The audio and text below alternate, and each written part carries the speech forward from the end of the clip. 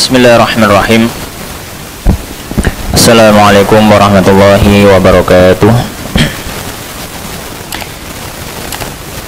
Alhamdulillahi rabbil alamin. Wa bihi nasta'inu wa ala umurid dunya waddin. Wassalatu wassalamu ala asyrafil anbiya'i wal mursalin nabiyina wa habibina Muhammadin wa ala alihi wa ashabihi wa man sara ala nahjihi ila yaumiddin. Allahumma subhanaka la ilma lana illa ma 'allamtana innaka antal alimul hakim wa tub alaina innaka antat tawwabur rahim. Allahumma faqihna fid din wa 'allimna ta'wil waftah lana futuhal arifin. Allahumma ansur lana mustad'afina wal mujahidin fi Filistin wa sa'iri bildan muslimin. Allahumma amin. Ma'asyiral muslimin, jamaah rahimani wa rahimakumullah. Alhamdulillah,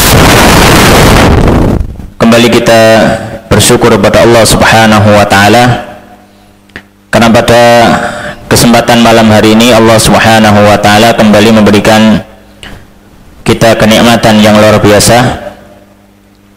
Nikmat diberikan kesehatan secara jasmani, kesehatan secara rohani, kenikmatan istiqamah, kenikmatan hidayah, sehingga Allah Subhanahu wa taala masih memudahkan langkah kita untuk menghadiri majelis-majelis ilmu, majelis yang di dalamnya kita belajar ayat-ayat Allah, belajar hadis-hadis Nabi, belajar tentang syariat Islam ini, wabil khusus belajar tentang tata cara kita mendekatkan diri kepada Allah Subhanahu wa taala yang sesuai dengan petunjuk Nabi sallallahu alaihi wasallam dengan penjelasan dari para ulama.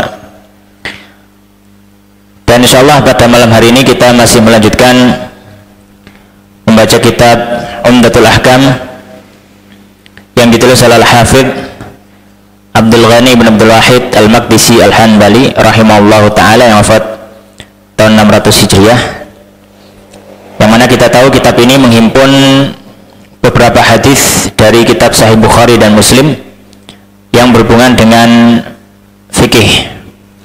Dan pada pertemuan yang sebelumnya kita sudah membahas bab al-imamah. Kita masih di kitab shalah, pembahasan salat.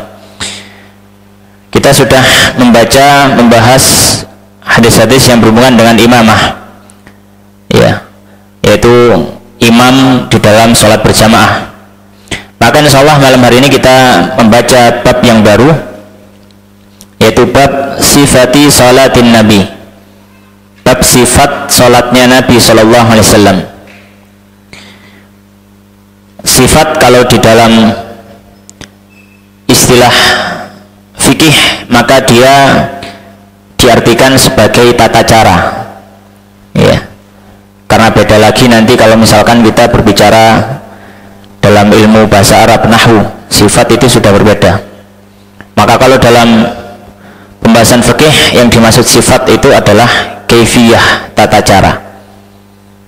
Maka di sini qala musannif rahimahullahu taala wa nafa'ana bil ilmi fid dunya wal akhirah wa dakhalahu fasih jannatihi wa taghammadahu bi rahmatihi Allahumma amin. Babu sifati salatin Nabi, bab sifat salat Nabi. Maksudnya sifat di sini adalah tata cara salatnya Nabi sallallahu alaihi wasallam.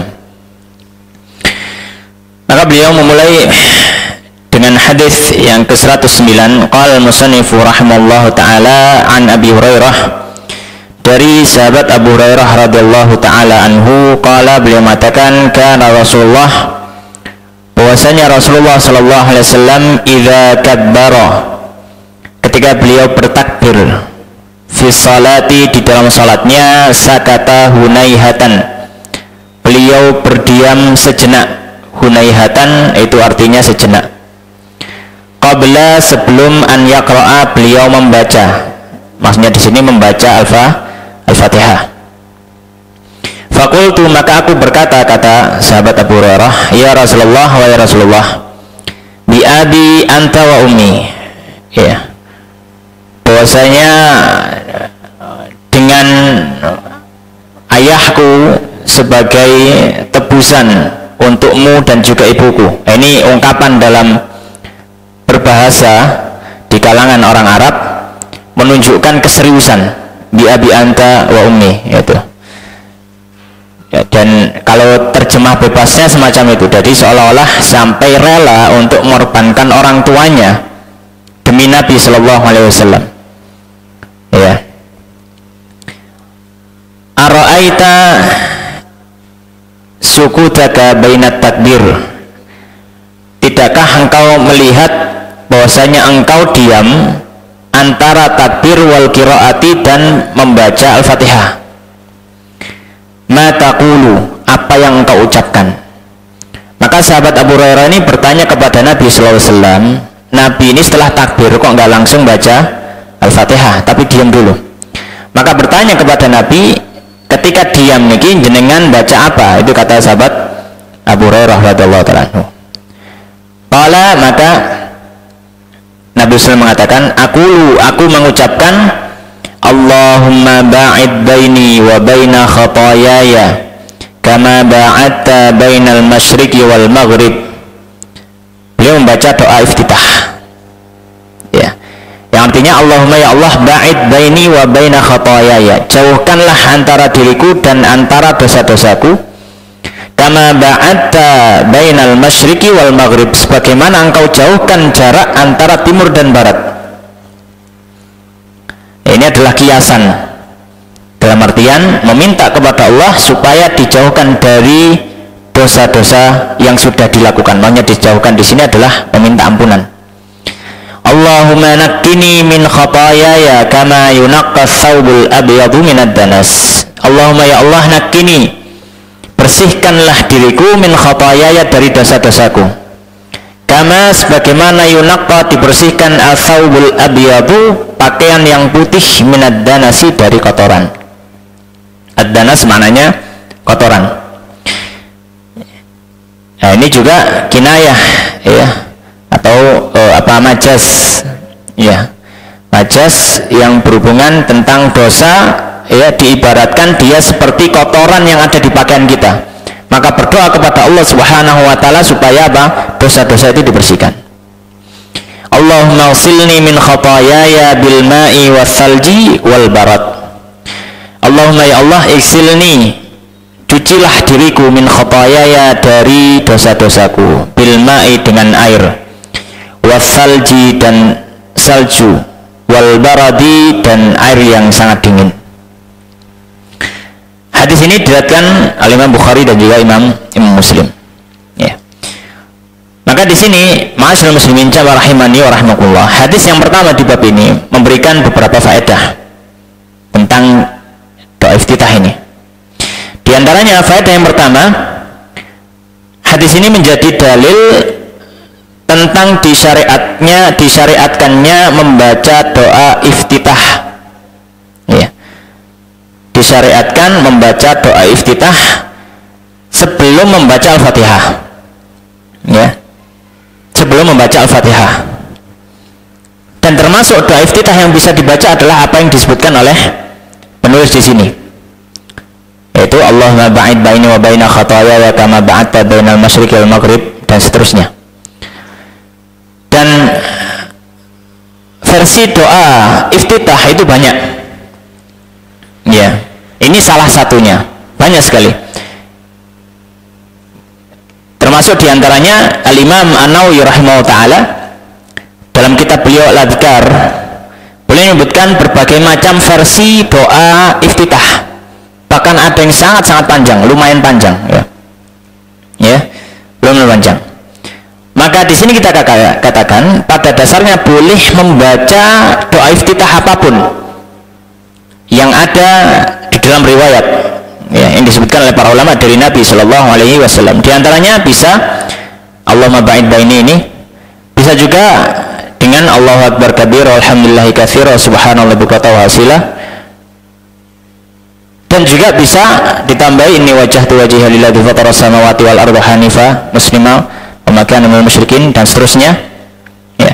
Bisa juga dengan membaca subhanakallahumma wa bihamdika tabarakasmuk wa ta'ala jatuk wa la ilaha ghairuk, dan juga beberapa riwayat lain. Maka ini semuanya adalah doa iftitah. Ya.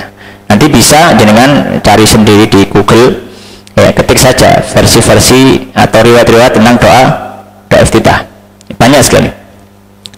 Maka disyariatkan, disunnahkan untuk membaca doa iftitah sebelum membaca al-Fatihah.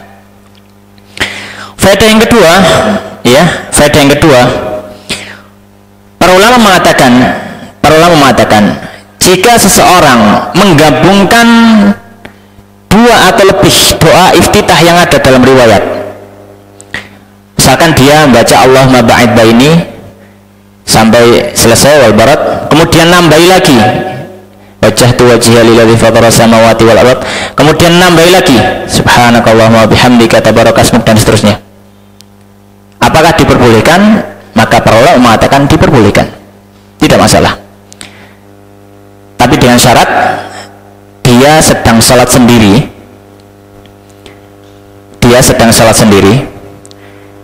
atau dia menjadi imam bagi jamaah khusus yang memang tidak mempermasalahkan memperpanjang sholat seperti di pondok atau yang semisalnya, maka tidak masalah menggabungkan riwayat yang ada. Ini disebutkan oleh para ulama, diantaranya Imam Nawawi dalam Al-Adhkarnya. Baik, maka di sini kita tahu kalau dia imam untuk jamaah umum, maka tidak diperbolehkan untuk menggabungkan doa iftitah yang ada. Alasannya bukan karena menggabungkannya tidak boleh, bukan. Alasannya karena akan memperlama sholat. Nabi SAW sampai memarahi sahabat Mu'ad karena sholatnya apa? Kelamaan. Afattanun anta ya Mu'ad, apakah kau ingin menjadi orang yang menebarkan fitnah gara-gara apa? Sholatnya lama, ya. Karena para ulama mengatakan kalau dia imam dan dia imam di sebuah tempat yang itu jamaahnya umum, maka tidak boleh memperpanjang doa iftitah. Cukup pilih salah satu dari riwayat yang ada, ya, cukup pilih salah satu dari riwayat yang ada. Baik.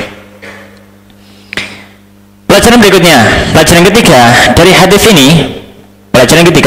ini, diperbolehkan bagi imam ketika berdoa untuk mengkhususkan pada dirinya sendiri. Ini diperbolehkan. Imam ketika berdoa mengkhususkan doa itu untuk dirinya sendiri. Ya.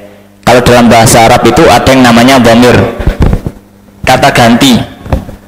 Ya. Kalau kata ganti di doa iftitah ini, kata gantinya kembali ke aku. Ba'id baini ana, saya. Maka ini berarti doanya khusus untuk dirinya sendiri. Oleh karenanya para ulama mengatakan hadis ini menunjukkan diperbolehkan bagi imam untuk apa? Mengkhususkan doa untuk dirinya sendiri. Misalkan ketika dia berdoa di dalam salatnya, misalkan dia berdoa di tasyahud akhir, setelah tasyahud akhir kemudian menambahi doa Allahumma a'inni ana, ya Allah tolonglah aku, bantulah aku. Bukan a'inna, bukan bantulah kami. Kalau kami itu berarti membawa jamaah, tapi kalau aku itu sendiri. Makin diperbolehkan bagi imam apa? Untuk membaca doa untuk dirinya sendiri. Baik. Hanya saja ada satu riwayat dari Nabi SAW. Ada satu riwayat dari Nabi SAW diriwayatkan oleh Imam Abu Dawud dan Imam Tirmidzi. Nabi SAW mengatakan, "Thalathun la yahillu li ahadin an yaf'alahunna." Ada 3 perkara yang tidak halal seorang pun untuk melakukan salah satunya. Di antaranya apa? La ya'ummu rajulan qauman fayakhussu nafsahu bidu'a. Janganlah seorang itu menjadi imam sebuah jamaah lalu dia berdoa khusus untuk dirinya sendiri. Maka di hadis ini apa? Seolah-olah bertentangan dengan apa yang dilakukan oleh Nabi Shallallahu Alaihi Wasallam. Maka di sini bagaimana cara mengkompromikan hadis ini? Para ulama mengatakan, ya, hadis ini, ya, menunjukkan kepada hal yang hendaknya tidak dilakukan tapi tidak sampai derajat diharamkan. Ya, tidak sampai pada derajat diharamkan. Tapi yang afdal memang imam itu, yang dianjurkan, yang disunahkan imam itu berdoa untuk jamaah. Ya, bukan mengkhususkan untuk dirinya sendiri. Ya, akan tetapi juga diperbolehkan kalau imam itu berdoa untuk apa? Dirinya sendiri. Karena ada hadis yang menunjukkan Nabi berdoa untuk dirinya sendiri. Ya, kalau dalam ilmu usul fikih, maka larangan Nabi tadi sifatnya makruh tanzih, makruh yang lebih dekat kepada mubah. Itu. Baik, maka hal intinya yang afdal memang imam itu berdoa untuk jamaah. Jadi pakai dhamir kami. Ya, tapi bukan berarti menjadi dosa ketika dia berdoa untuk dirinya sendiri, enggak, tetap diperbolehkan juga. Baik. Kemudian yang pelajaran berikutnya, pelajaran keempat dari hadis ini, bahwasanya Al-Imam Syafi'i rahimahullah ta'ala, beliau ketika membahas doa iftitah, maka tentu saja pada dasarnya boleh membaca semua doa, tapi beliau lebih memilih menganjurkan membaca doa inni wajhtu wajhiya, bukan Allahumma ba'id baini. Ya, bukan Allahumma ba'id baini. Baik. Apa bedanya? Kalau Allahumma ba'id baini ini muttafaqun alaih, hadisnya riwayat Bukhari Muslim. Kalau ini wajah tuh yang umum di masyarakat kita ya, itu riwayat Muslim. Itu riwayat Muslim. Baik, pertanyaannya, mengapa Imam Syafi'i ya di dalam mazhabnya lebih memilih doa ini wajah tuh? Bukankah doa Allahumma ba'id baini ini lebih sahih dari sisi sanad?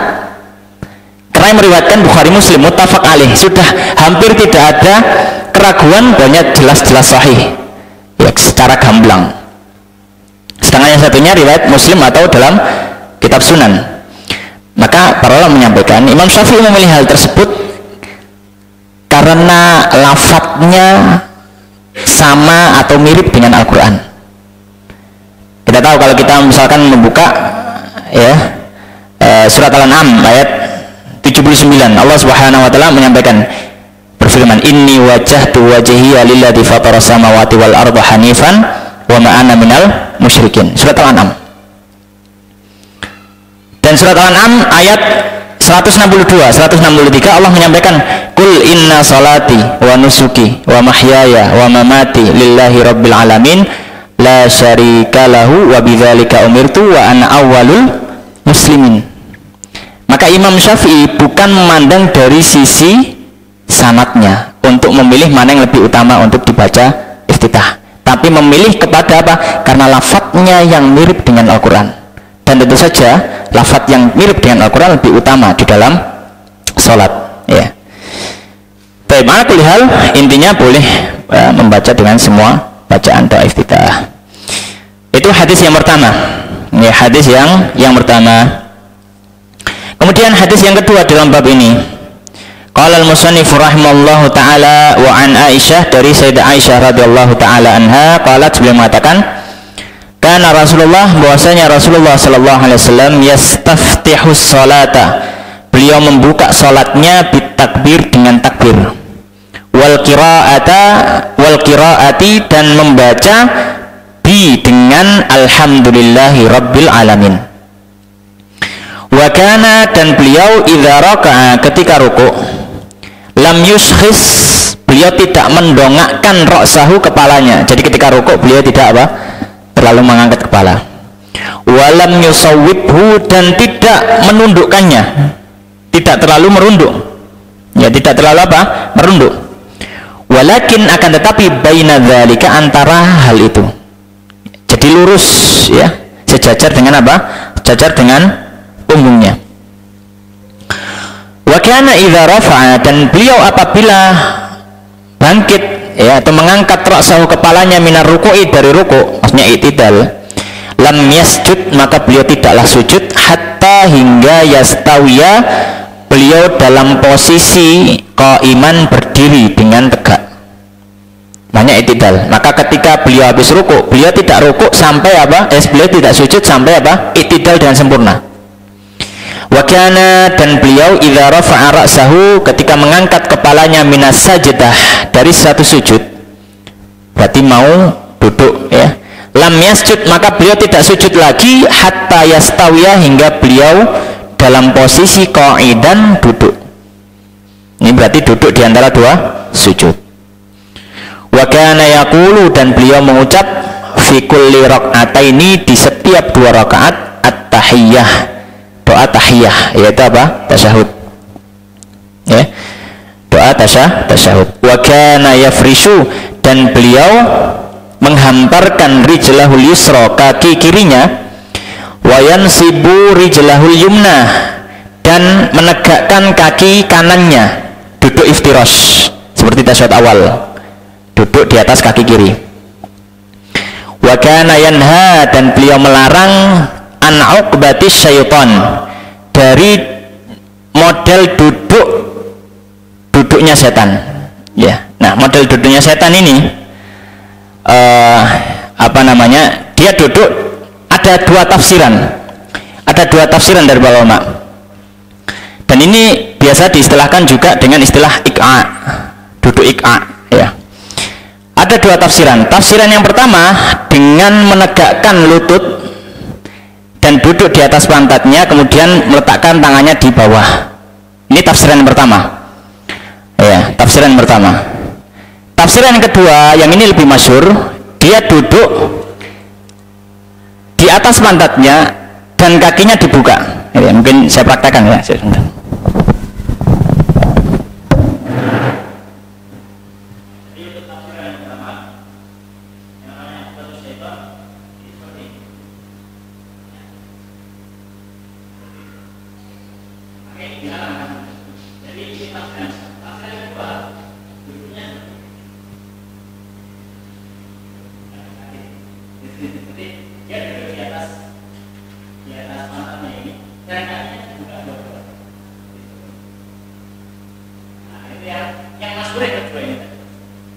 Itu yang dimaksud dengan apa?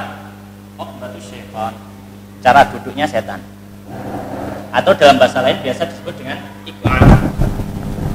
Ya, jadi itu yang dimaksud dengan duduknya setan. Dan ini dilarang pada waktu sholat, pada waktu sholat. Wa yanha, dan Nabi melarang an yaftarisha, menghamparkan ar-rajulu, seorang laki-laki, dhira'aihi, dua lengannya, iftirasyas sab'i, seperti menghamparkannya hewan buas. Makanya ketika sujud meletakkan sikunya ya, jadi seperti ini ya.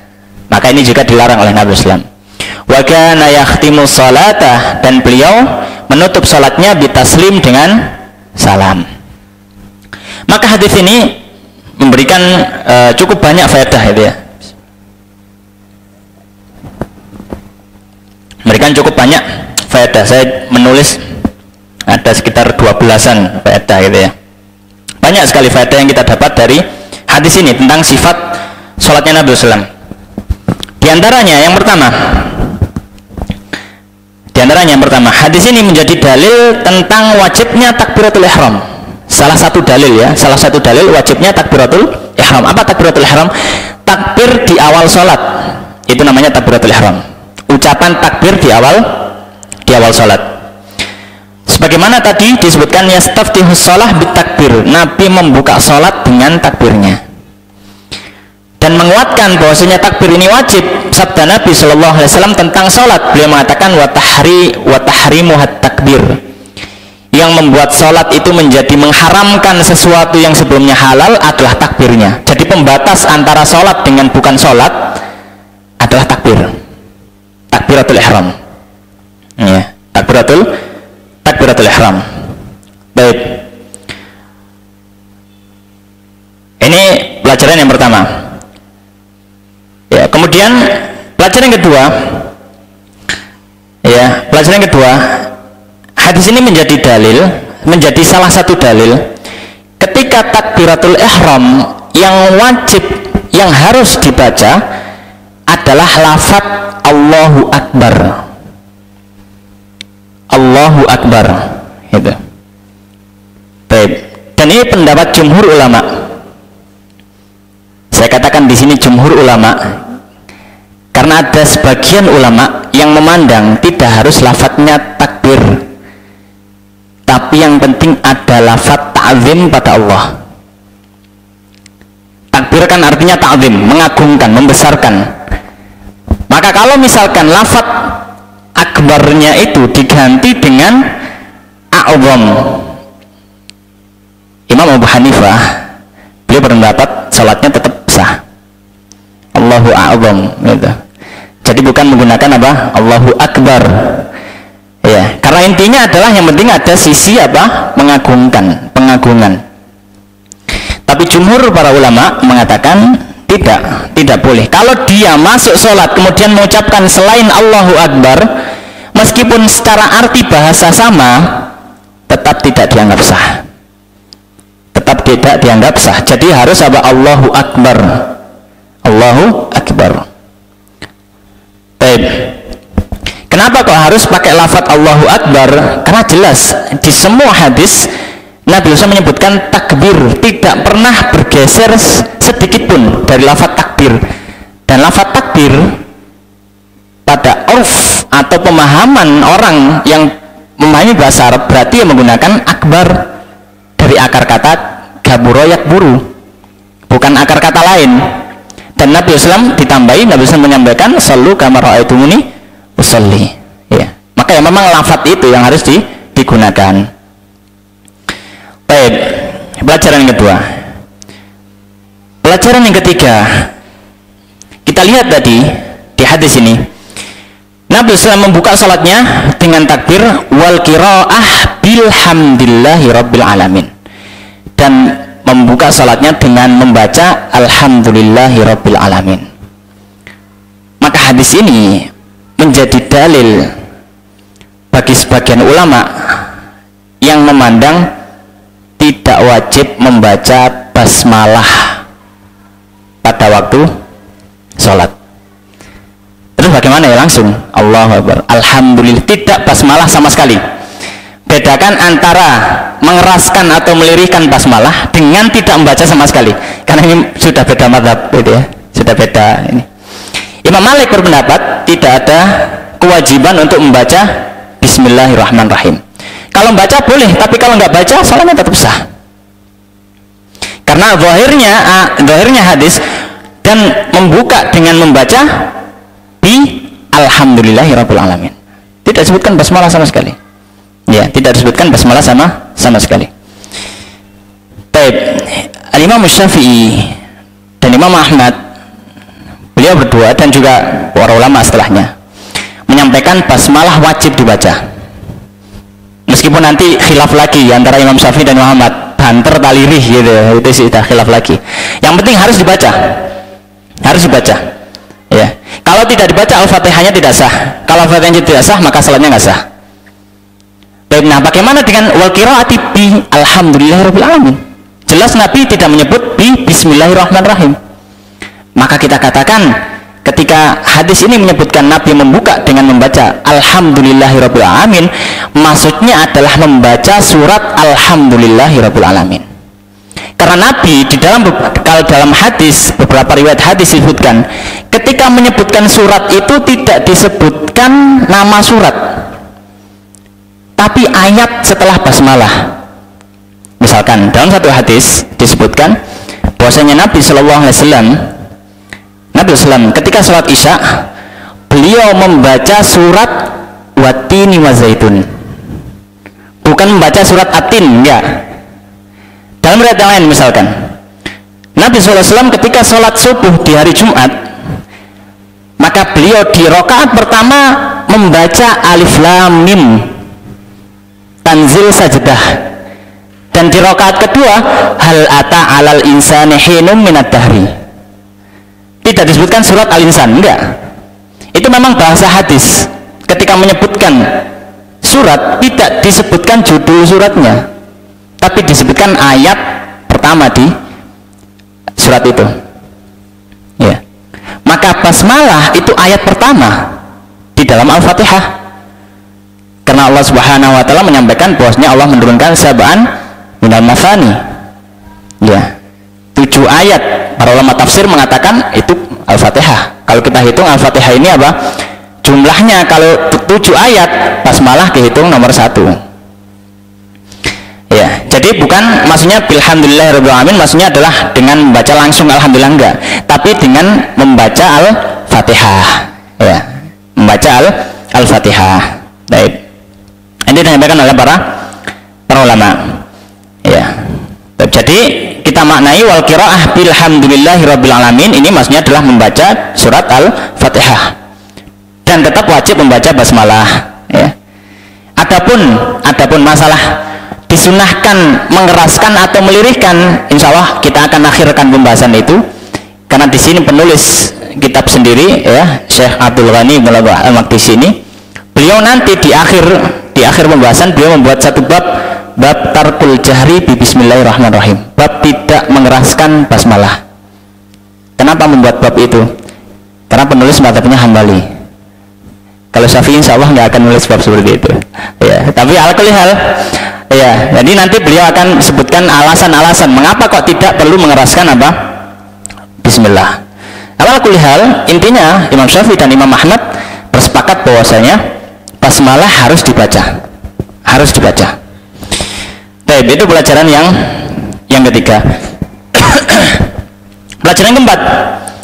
Nabi SAW di sini bersabda, ya, wa kana idza raka'a lam yushakhis ra'sahu wa lam yusawwibhu walakin baina dzalik. Nabi SAW ketika rukuk beliau tidak mendongakkan kepala, juga tidak merundukkan, tapi meluruskan dengan punggungnya. Maka ini menjadi dalil disunnahkan ketika rukuk untuk meluruskan antara punggung dengan kepala. Ya, meluruskan punggung dan kepala. Dan bahkan dalam riwayat yang lain disebutkan kalau seandainya diletakkan air di atas punggung Nabi ketika sedang rukuk, maka air itu tidak akan tumpah karena saking lurusnya, ya, saking lurusnya punggung Nabi SAW ketika apa? Rukuk. Ini adalah yang sempurna ketika apa? Ketika rukuk. Kemudian pelajaran yang kelima, ya, pelajaran yang kelima di sini juga ketika wa kana idza raka'a, dan Nabi ketika rukuk, ini menunjukkan menjadi dalil juga tentang diwajibkannya rukuk dalam sholat, dan dia adalah rukun sholat. Ya, diwajibkannya rukuk dalam sholat, dan dia adalah rukun sholat. Ya, rukun sholat. Maka tidak boleh ditinggalkan rukuk ini. Dan para ulama, para fuqaha menyampaikan rukuk itu batasannya apa? Batasannya yang penting dua tangannya itu mencapai lutut. Ya, itu sudah dianggap posisi rukuk minimal. Ya, posisi rukuk minimal. Ya. Tapi yang afdal tadi, ya, yang afdal ya apa? Lurus. Ya, yang afdal apa? Lurus. Baik. Kemudian pelajaran ke-6. Di hadis ini disebutkan lam yasjud hatta yastawi qa'iman. Nabi SAW tidaklah sujud ketika bangkit dari rukuk, tidaklah beliau sujud sampai beliau tegak berdiri dulu. Maksudnya i'tidal. Maka dalam lafaz ini, ya, lafaz ini menjadi dalil tentang wajibnya i'tidal. Tentang wajibnya i'tidal. Ya, dari sisi mana? Karena kita tahu sujud itu adalah rukun salat. Dan sepakat tidak ada satu ulama pun yang mengatakan sujud bukan rukun, tidak ada. Maka i'tidal yang mana Nabi tidak sujud kecuali i'tidal dulu, dia pun menjadi wajib. Karena kaidah mengatakan ma la yatimul wajib illa bihi fahuwa wajib. Sesuatu yang tidak terjadi kewajiban, ya, karena sesuatu hal, maka satu hal itu hukumnya juga sama wajibnya. Ya. Nah, ini menjadi dalil apa? Wajibnya sujud. Wajibnya i'tidal. Wajibnya i'tidal. Baik. Kemudian pelajaran yang ke-7. Ya. Dalam hadis disebutkan wa kana idza rafa'a ra'sahu minas sajdah lam yasjud hatta yastawi qa'idan. Disebutkan, dan Nabi SAW ketika beliau bangkit dari sujud pertama, beliau tidak sujud kedua sampai duduk dulu. Makanya memang duduk di antara dua sujud. Maka di lafaz ini menjadi dalil wajibnya juga duduk di antara dua sujud. ya, rukun sholat. Nah, wajib duduk di antara dua sujud. Ya. Kenapa? Karena tidak mungkin sujud 2 kali kecuali harus ada duduknya. Ya, sama dengan kaidah i'tidal tadi. Ya, makanya hukumnya sama-sama rukun. Baik. Kemudian pelajaran yang ke-8 disebutkan dalam hadis wa kana yaqulu fi kulli rak'ataini at-tahiyyah. Nabi sallallahu alaihi wasallam mengucapkan ketika di 2 rakaat, di setiap 2 rakaat beliau mengucapkan at-tahiyyah, yaitu tasyahud. Ya, maka di lafaz ini menjadi dalil tentang disyariatkannya membaca doa tasyahud waktu sholat. Disyariatkan membaca doa tasyahud waktu sholat. Hanya saja para ulama khilaf. Ya. Apa hukumnya baca tasyahud ini? Ya. Apakah mutlak wajib, semuanya wajib tasyahud awal, tasyahud kedua? Atau semuanya sunnah, tasyahud awal, tasyahud dua? Ya. Atau ada perincian, ada yang wajib, ada yang sunnah? Ya. Sebagian ulama memandang wajib dua-duanya. Wajib dua-duanya. Ya. Dan ulama yang lain, dan ini adalah pendapat Imam Syafi'i, mu'tamad mazhab Syafi'i, tasyahud yang pertama sunnah, tasyahud yang kedua wajib. Baik, kenapa kok seperti itu? Imam Syafi'i mengatakan hukum asalnya tasyahud wajib, tapi karena ada kasus Nabi pernah tidak tasyahud awal, terus Nabi tidak ngulang tasyahud itu, dan beliau cuma sujud sahwi, berarti tasyahud awal itu ditinggalkan. Kalau misalkan dia wajib, kewajiban sholat tidak boleh ditinggalkan. Buktinya apa? Buktinya ketika Nabi SAW kisah Dzul Yadaini, beliau sholat asar atau zuhur 2 rakaat salam.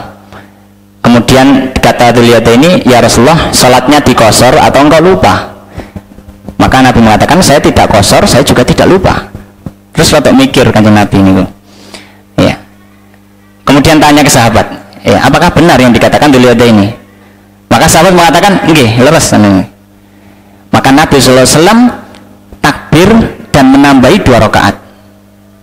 Dan di dalam setiap rakaat pasti ada kewajiban. Kalau misalkan boleh meninggalkan kewajiban, Nabi tinggal tasyahud, Nabi tinggal sujud sahwi. Itu menunjukkan kewajiban nggak boleh ditinggalkan, harus dijalankan. Makanya kalau tasyahud awal hukumnya sunnah, karena Nabi ketika meninggalkan beliau tidak kerjakan, cuma sujud sahwi. Tapi kalau tasyahud kedua maka hukumnya apa? Wajib. Ya, wallahu taala alam. Baik. Kemudian pelajaran yang berikutnya, pelajaran yang ke-9. Di sini Nabi SAW dalam hadis disebutkan wa kana yafrishu rijlahul yusra wa yansibu rijlahul yumna. Nabi SAW ya duduk iftiros, ya secara singkat ya, duduk iftiros. Ya. Maka lafaz ini menunjukkan atau menjadi dalil disunnahkan duduk iftiros, dan dia adalah hukum asal dalam duduk sholat. Hukum asalnya duduk dalam sholat, yang paling afdal iftiros. Makanya paling afdal itu apa? Kalau misalkan ada orang sakit, dia nggak bisa sholat dengan berdiri, dia dengan duduk. Duduknya gimana? Maka para ulama mengatakan yang paling afdal iftiros, sholat dengan duduk iftiros. Tapi kalau mau duduk yang lain bersila boleh, ya silo gitu ya, itu boleh juga. Tapi yang afdal iftiros. Maka hukum asalnya duduk di sholat itu apa? Iftiros. Ya, hukum asalnya duduk di sholat itu apa? Iftiros. Ya. Maka duduk kapanpun di dalam sholat, duduk kapanpun duduknya, mau duduk istirahat, mau duduk di antara 2 sujud, ya, mau duduk tasyahud, kapanpun duduknya, ya, maka hukum asalnya iftiros, kecuali ada dalil yang menggeser dari iftiros kepada model yang lain. Ya, karena Nabi SAW mengatakan, kalau dalam hadis disebutkan Nabi SAW duduk iftiros. Ya. Maka Al-Imam Syafi'i rahimahullah ta'ala, beliau menemukan satu hadis, atau ketika melihat hadis yang diriwayatkan oleh Imam Bukhari, Nabi SAW mengatakan, atau dalam riwayat tersebut disebutkan oleh sahabat Abu Humaid, fa idza jalasa fi rak'ataini jalasa ala rijlil yusra wa nasabal yumna. Nabi itu kalau 2 rakaat beliau duduk iftirash, itu ringkasnya ya. Kalau 2 rakaat duduk iftirash. Fa idza jalasa fi rak'atil akhirah, tapi kalau duduk di rakaat terakhir, ya kita bayangkan Nabi disebutkan dalam hadis, Nabi kalau duduk di 2 rakaat duduknya iftirash. Tapi kalau duduk di rakaat terakhir, maka beliau mengatakan di sini qaddama rijlahu yusra dan seterusnya, intinya duduk tawaruk. Jadi di sini membandingannya antara duduk rakaat kedua dan duduk terakhir. Pertanyaannya, kalau sholatnya cuma 2 rakaat, duduk rakaat terakhirnya yang mana? Duduk yang kedua. Maka duduknya iftirash atau tawaruk? Khilaf ya. Imam Syafi'i memandang enggak, duduknya pokoknya semua duduk yang dia duduk terakhir di sholatnya tawaruk. Karena hadisnya jelas, Nabi kalau duduk di rakaat terakhir apapun rakaatnya, tapi rakaatnya cuma 1, rakaatnya cuma 1, itu rakaat terakhir bukan? Terakhir, ya sudah tawaruk. Nabi mengatakan jika duduk di rakaat terakhir, kecuali kalau dia duduk di rakaat kedua dan setelahnya ada rakaat lagi, maka rakaat kedua duduknya iftirash, karena hukum asalnya duduk itu iftirash. Nah, itu ada khilaf di antara para ulama. Ada yang mengatakan ya kalau duduk 2 rakaat ya iftirash, meskipun itu rakaat terakhir gitu ya. Nah, itu diantara pelajaran dari hadis ini. Kemudian diantara pelajaran hadis yang berikutnya, yang ke-10 ya, dimakruhkan duduk dengan model ik'a yang terlarang tadi di dalam sholat, yang sudah kita contohkan tadi, yang itu disebut di hadis uqbatis syaitan, model duduknya setan. Maka ini terlarang di dalam sholat. Maka kalau misalkan mau sholat dia nggak bisa berdiri dengan duduk, kemudian duduknya seperti itu, dibuka kedua kakinya, duduk di atas pantatnya, maka ini makruh hukumnya, tidak diperbolehkan. Ya, makruh hukumnya tidak diperbolehkan. Ya, kecuali kalau misalkan di luar sholat, silahkan. Di luar sholat silahkan. Tapi kalau di dalam sholat maka tidak diperbolehkan. Ya. Kemudian faedah yang berikutnya, faedah yang ke-11 dari hadis ini, disebutkan dalam hadis, wa yanha an yaftarisha ar-rajulu dhira'ihi iftirasha as-sabu'. Banyak dilarang juga termasuk dalam sholat adalah apa? Menghamparkan lengan tangannya dan sikunya ke tanah waktu sujud. Ya, maka ini makruh ya, dimakruhkan meletakkan apa? Siku ketika apa? Sujud, ketika sholat. Maka yang utama, yang afdal ya, adalah dengan mengangkatnya, dan lebih utama lagi kalau direnggangkan. Ya, kalau direnggangkan. Sebagaimana datang riwayat tentang hal tersebut. Ya, Nabi SAW ketika sholat beliau merenggangkan apa? Merenggangkan sikunya. Ya. Baik. Kemudian pelajaran terakhir di hadis ini, pelajaran ke-12, disebutkan wa kana yakhtimu shalah bitaslim. Nabi SAW menutup sholatnya dengan salam. Ya. Sebagaimana juga dalam riwayat yang lain ya disebutkan, dalam hadis yang lain disebutkan wa tahliluhat taslim, dan yang membuat sholat itu menjadi halal, maksudnya menyelesaikan sholat itu adalah salam. Ya, maka di sini faedahnya yang ke-12 ya, termasuk rukun sholat adalah salam, dan yang wajib adalah salam pertama. Salam kedua hukumnya sunnah. Ya, salam kedua hukumnya sunnah. Ya, kenapa hukumnya sunnah? Ya, karena ketika seorang diperintahkan untuk salam, maka ketika sudah mengucap sekali itu sudah menjalankan perintah. Kalau nambahi itu berarti sudah tambahan, kan gitu. Maka yang wajib maka salam pertama. Oleh karenanya para ulama mengatakan kalau misalkan ada orang setelah salam pertama kemudian kentut, belum sempat salam kedua, ya, maka dia tidak perlu mengulang salatnya. Salatnya sudah sah.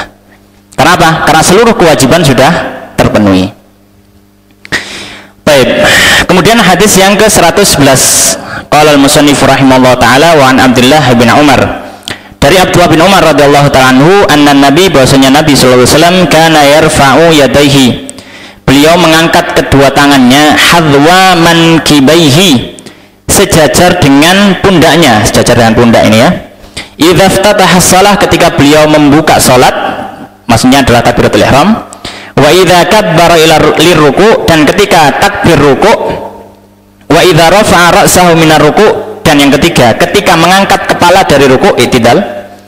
Rafa'ahuma kadzalika, beliau mengangkat kedua tangannya seperti itu juga. Wa qala, dan beliau mengatakan ketika i'tidal, sami Allahu liman hamidah rabbana walakal hamdu. Wa kana la yaf'alu dzalika, dan beliau tidak melakukan itu, maksudnya beliau tidak mengangkat tangan fi sujudi ketika sujud. Maka hadis ini memberikan beberapa pelajaran. Pelajaran pertama, hadis ini menjadi dalil disyariatkannya atau disunnahkannya mengangkat tangan dalam beberapa posisi.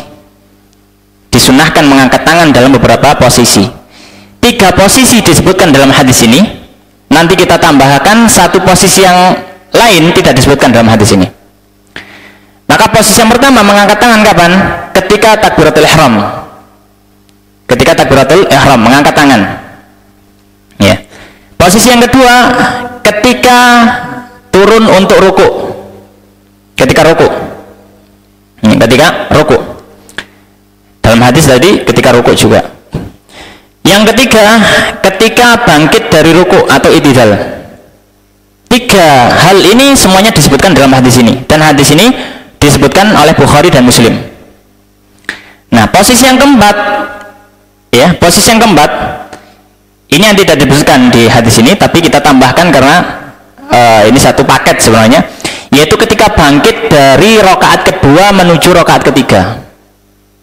Bangkit dari tasyahud awal menuju rakaat ketiga. Maka ini ketika dia berdiri, maka dia disunahkan untuk mengangkat tangan kembali, ya, sebelum bersedekat. Dan ada riwayatnya dari sahabat Ibnu Umar radhiyallahu ta'ala juga. Ya, hanya saja ini diriwayatkan oleh Bukhari saja, tidak disebutkan dalam Imam Muslim. Di mana disebutkan kana idza dakhala fi shalah kabbara wa rafa'a yadayhi wa idza raka'a rafa'a yadayhi wa idza qala sami Allahu liman hamidah rafa'a yadayhi wa idza qama min rak'atain, dan ketika bangkit dari 2 rakaat rafa'a yadayhi, beliau mengangkat tangannya. Ini hadisnya sahih diriwayatkan oleh Imam Bukhari. Baik. Pelajaran kedua, ya, pelajaran yang kedua dari hadis ini, bahwasanya mengangkat tangan ini semuanya hukumnya sunnah, tidak ada yang wajib mengangkat tangan. Ya, dan ini yang masyhur dari jumhur para ulama, hampir semua, bahkan ada yang meriwayatkan ini ijma'. Tidak ada yang mengatakan mengangkat tangan itu wajib, tidak ada. Ya. Jadi semuanya mengatakan apa? Dia adalah sunnah. Pelajaran yang ketiga dari hadis ini, ketika hendak sujud maka tidak disunahkan untuk mengangkat tangan. Karena sebagian kaum muslimin, dan saya pernah melihat itu, ketika mau sujud dia angkat tangan juga, Allahu Akbar sujud. Nah, kita katakan yang benar, maka tidak disunahkan mengangkat tangan ketika apa mau sujud. Ya, ketika mau sujud. Baik. Kemudian pelajaran terakhir, ya, tentang posisi tangan ketika diangkat. Di mana posisi tangan? Maka zahir hadis ini menunjukkan pada kita posisi tangan adalah pada bahu, sejajar dengan bahu, Baik. Sebagian ulama mengatakan sejajar dengan telinga. Itu bukan di hadis ini, ya, tapi sebagian ulama mengatakan sejajar dengan telinga. Karena apa? Karena ada riwayat yang lain. Ya, ada riwayat yang lain, ya, bahwasanya Nabi SAW kana idza kabbara rafa'a yadayhi hatta yuhadhi bihima udhunaihi. Riwayat Bukhari dan juga Muslim. Riwayat Bukhari Muslim. Disebutkan di situ riwayatnya apa? Dari hadisnya Malik bin Harith, tapi bukan Ibnu Umar. Nabi SAW ketika takbir, beliau mengangkat kedua tangannya hingga sejajar telinga. Ya, hingga sejajar telinga. Kalau hadis ini sejajar pundak. Kalau hadis yang Malik bin Harith, Bukhari Muslim juga sejajar telinga, cuma nggak disebutkan oleh penulis. Wallahu alam kenapa. Baik, maka dia mengatakan sejajar pundak, ada yang mengatakan sejajar telinga. Baik, Imam Syafi'i mengatakan dua-duanya diamalkan langsung. Gimana caranya? Ya, tangan ini gitu ya. Ya, Imam Syafi'i mengatakan berarti tangannya harus ada yang sejajar pundak dan ada yang sejajar telinga. Maka para ulama akhirnya mengatakan, Imam Syafi'i mengatakan, kalau begitu bagian telapak tangan ini sejajar dengan pundak, bagian jari-jarinya sejajar dengan telinga. Di sini beres, ini sejajar pundak, ini sejajar telinga, dua-duanya diamalkan, nggak ada yang kebuang gitu. Imam Syafi'i gitu ya, menyelesaikan perselisihan yang ada gitu ya. Demikian, wallahu ta'ala alam, wa sallallahu wa sallim wa barik ala nabiyina Muhammadin wa ala alihi wa sahbihi ajma'in. Demikian yang bisa kita bahas pada malam hari ini, semoga memberikan manfaat. Kita akhiri, wallahu ta'ala alam. Subhanakallahumma bihamdika asyhadu an la ilaha illa anta astaghfiruka wa atubu ilaik wa akhiru da'wana alhamdulillahirabbil alamin. Assalamualaikum warahmatullahi wabarakatuh.